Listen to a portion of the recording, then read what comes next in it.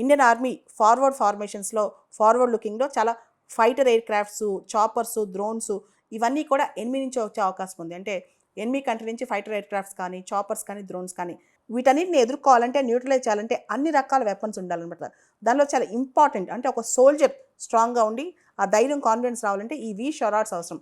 Very short range air defence systems అవసరం. They are man portable, అంటే ఒక మనిషి దాన్ని క్యారీ చేయొచ్చు, తన షోల్డర్ మీద దాన్ని క్యారీ చేయొచ్చు అనమాట. అందుకే వాటిని మ్యాన్ పోర్టబుల్ అని పిలుస్తారనమాట. ఇండియన్ ఎయిర్ ఫోర్స్ వాళ్ళు, ఇండియన్ ఆర్మీ వాళ్ళ దగ్గర ఇప్పుడు ఈ వి షొరార్డ్స్ వచ్చాయి. ఇది ఎమర్జెన్సీ ప్రొక్యూర్మెంట్ కింద, అంటే కొన్ని సంవత్సరాల నుంచి మనం అనుకుంటున్నాం, కానీ ఎమర్జెన్సీ ప్రొక్యూర్మెంట్తో మనం దీన్ని ప్రొక్యూర్ చేసుకున్నాం అనమాట. సో ఇగ్లా ఎస్ అనేవి చాలా అడ్వాన్స్డ్ వర్షన్. ఆల్రెడీ 1990స్లో ఇగ్లా మిసైల్స్ ఉన్నాయి. ఇవి అడ్వాన్స్డ్ వర్షన్ అనమాట. ఇగ్లా ఎస్ అనేవి రష్యా తయారు చేసిన అడ్వాన్స్డ్ వర్షన్స్.